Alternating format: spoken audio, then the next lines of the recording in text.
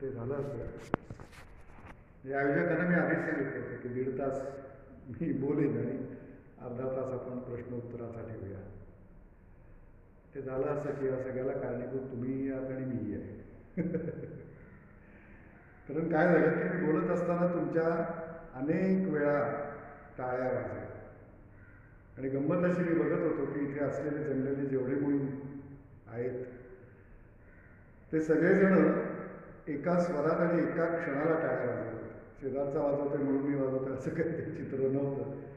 याचाच अर्थ असा आहे की ते मनापासून आलं होतं आणि मी एक वक्ता म्हणून सांगू इच्छितो की काय असतं की अशी जी दाद असते, अशा ज्या टाळ्या असतात आणि त्या सतत आज वाजल्या 2 तास, त्या टाळ्या म्हणजे खरं म्हणजे तुमची उचललेली पावलं असतात आणि ती सगळी पावलं चालत चालत चालत चालत माझ्या काळजात कायमची येऊन स्थिरावतात.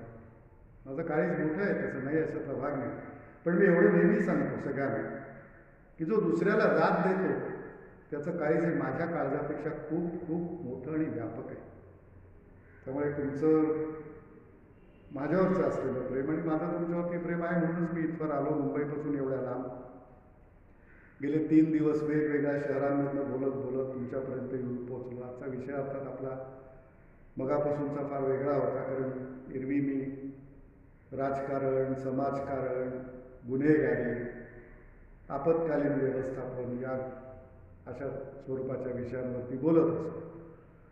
पण आजचा विषय वेगळा होता. विषय वेगळा याचा अर्थ असा आहे की बऱ्याचदा काय होतं की माणूस प्रत्येक जो आहे तो अडकलेला नाही आहे, तो अडखळलेला आहे आणि त्याला धरून जे काय मी तत्त्वज्ञान मांडतो ते त्याच्यातलाच हा एक भाग होता. कारण सोपं असतं, तत्त्वज्ञान फार कठीण नाही, त्याचा अवडंबर माजवला आहे वगैरे वगैरे मोठमोठाले ग्रंथ लिहिण्याचं वस्तुतः काही कारणच नाही.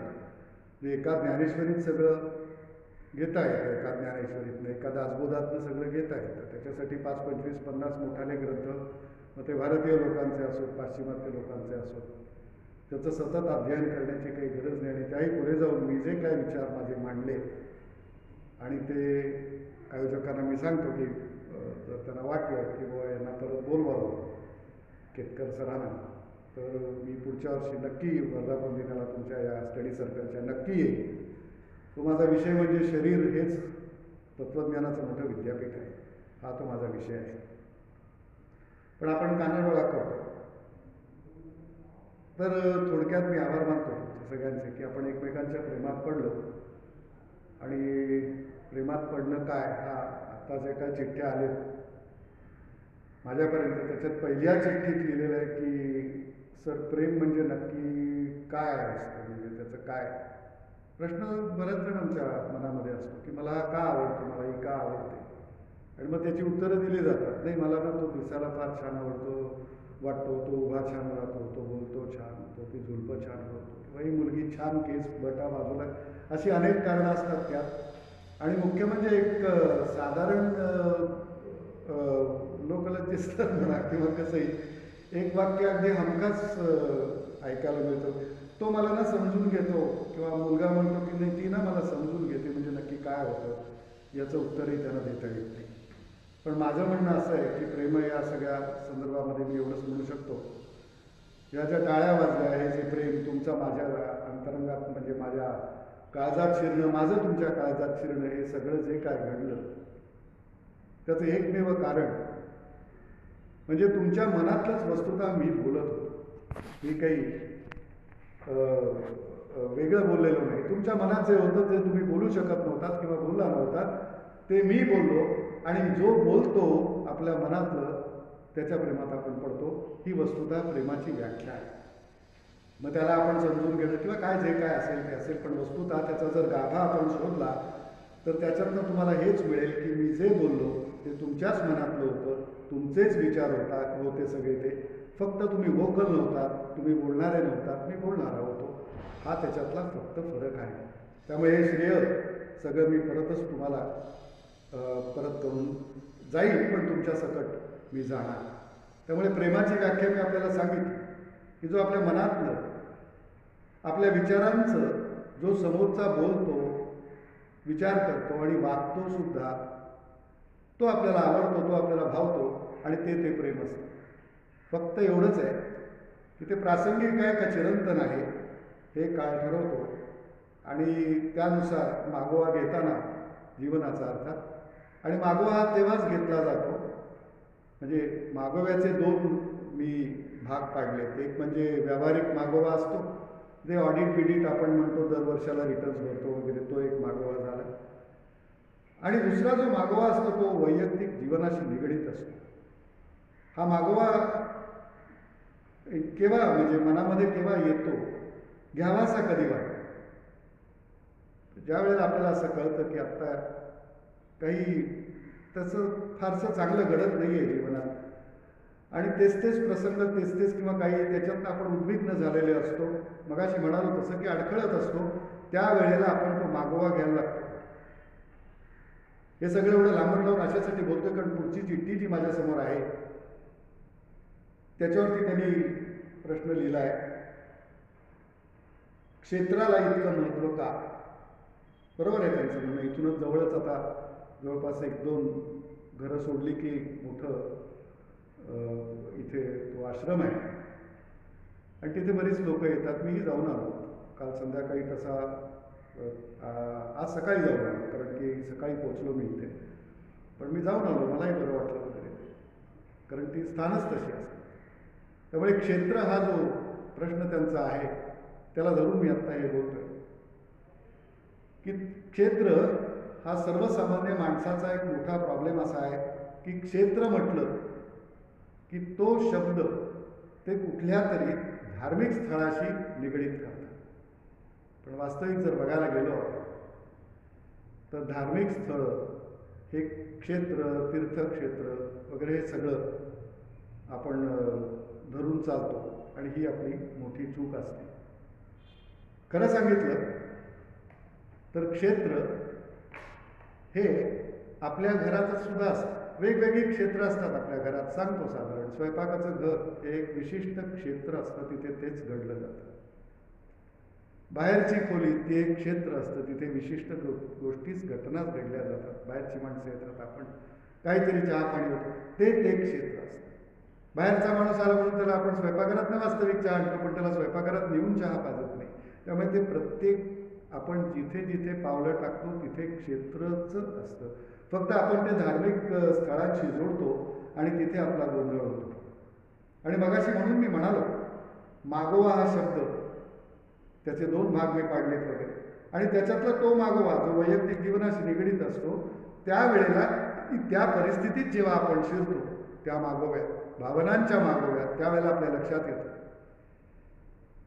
काहीतरी झालेलं असतं, संबंध तुटलेले असतात, दुरावलेले असतात, किंवा कोणीतरी एकमेकाला सोडून परमेश्वराच्या घरी गेलेला असतो, काही झालेलं असतं. पण थोडक्यात तिथे त्या 2 व्यक्ती तिथे नसतात. शरीराने नसतील, मनाने तर नाहीच नाही, कारण काहीतरी तिथे तुटवडा झालेला असतो, लेणदेणीत भावनांच्या माहिती किंवा कशाच्या तरी. आणि त्यावेळेला आपण मागोवा घेतो. आठवतंय मला ते, आपण दोघंजण त्या कॉफी हाऊसमध्ये कॉफी घ्यायचो, तासन तास. मग तो वेटर येऊन ओरडायचा की आता एक किती वेळ तुम्ही बसलाय, त्या बागेत बसायचो. किंवा कधी नुसतं चालत चालत चालत चालत चालत चालत चालत एकाच रस्त्याने जायचो. बऱ्याचदा आपल्यात काही बोलणंही नसायचं. हा सगळा मागोवा त्या तिथे येतो. आणि जर आत्ता आपण विचार केला नीट, त्याचं निरीक्षण केलं तर लक्षात येईल की ती सुद्धा क्षेत्रच होती. ते कॉफीचं दुकान, तो रस्ता, ते सगळी ती क्षेत्र होती. त्या क्षेत्रांना आजही आपण विसरलेलो नसतो. म्हणजे मुद्दा असा आहे की माझ्या मनातल्या भावना ह्या ठरवतात की क्षेत्र कशाला म्हणायचं, क्षेत्र कशाला संबोधायचं.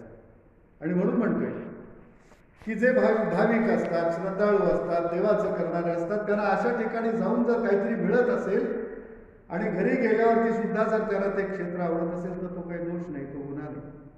लोक नेहमी म्हणतात गर्दी किती गर्दी असते, तिथे गर्दी असते याचाच अर्थ की त्या क्षेत्राला काहीतरी महत्व आहे. दारूच्या गुत्त्यात सुद्धा नसते का गर्दी, पण आपण तो हेटाळतो. हेटाळणीचा तो आपल्याकडे असलेला विषय, आणि तो असायलाही हवा. तो भाग वेगळा आहे, ते माझा आज बोलण्यातला माझा तो विषय नाही. परंतु क्षेत्र म्हटल्यावरती आपल्याला मागोवा घेताना लक्षात येतं की दारा आडून मी चिडल्यावरती तू माझ्याकडे बघायचीस, किंवा तू चिडलेली असताना मी दारा आडून बघायचो आणि तू बघतेस की नाही हे वाट पाहत बसायचो, आणि तू मुद्दाम बघून सुद्धा न बघितल्यासारखं करायचीस आणि खुदकन असायचीस. तो सगळा जो काय घरातलाच भाग होता ते सुद्धा एक क्षेत्रच होतं, कारण त्याची आज आठवण होते. त्यामुळे क्षेत्राला हे तितकंच महत्त्व दिलं गेलं पाहिजे. त्यामुळे आपण प्रत्येक ठिकाणी जिथे जिथे म्हणून जातो तिथे तिथे ते क्षेत्र आहे असं समजून जर तिथे वागलो, जगलो, तर प्रत्येक इंच या जगातला आपल्याला क्षेत्र म्हणूनच मनात धरता येईल. मग तीर्थक्षेत्र म्हणजे काय असा त्यांचा कदाचित मनात आलेला प्रश्न असेल. पण मी सांगतो की वास्तविक आपण जेव्हा समुद्राकडे बघतो तेव्हा समुद्राच्या त्या लाटा आपल्याला कधी मोनोटोनस नाही वाटत आहे का, मागोमागे तेच तेच सारखं ते चित्र, कधी उसळलेल्या, कधी शांत असतो, काही असतो. पण विचारवंतांनी सागरे सर्व तीर्थांनी अशी त्याची व्याख्या केली. जगातली सगळी जी तीर्थ आहेत ती येऊन त्या सागराला मिळतात. म्हणून एका सागराचं जे दर्शन असतं, एका समुद्राचं जे दर्शन असतं ते जगातल्या सर्व तीर्थक्षेत्रांचं दर्शन आहे असं आपल्याला समजायला हरकत नसते. मग प्रत्येक क्षेत्राचं तीर्थक्षेत्र आपण कसं करू शकतो, तर ज्या क्षेत्रात जिथे येऊन सगळ्याच भावना येऊन समाविष्ट होतात, सामावतात, ते तीर्थक्षेत्र. माझा मनस्वीपणा, माझा चिडण्याचा स्वभाव, माझं प्रेम करण्याचा स्वभाव, माझं दातृत्व, माझं प्रेम काय त्याला आपण तुम्ही म्हणून ती सगळी त्याचे प्रवाह येऊन एका ठिकाणी येऊन थांबतात, स्थिरावतात आणि त्याला सागराचं स्वरूप येतं. आणि म्हणून त्या उसळ्या असतात. सागर हा शांत नसतो. त्या उसळ्या ज्या येतात आणि त्या सुद्धा काठाकडे येतात तेव्हा त्या लाटा वर वर वर वर होतात. अगदी आत गेलं तर तो तसा प्रशांतच असतो. याचाच अर्थ असा आहे की तीर्थ आणि क्षेत्र हे वेगळं नाही. जिथे आपण जाऊ, जिथे आपण उभे राहू, जिथे आत्ता आपण आहोत त्या जागेचा आपण आदर करणं. कारण न जाणो तीच जागा उद्याच्या माझ्या काळातला भावना सदृश मागोव्यातला महत्त्वाचा घटक ठरू शकतो.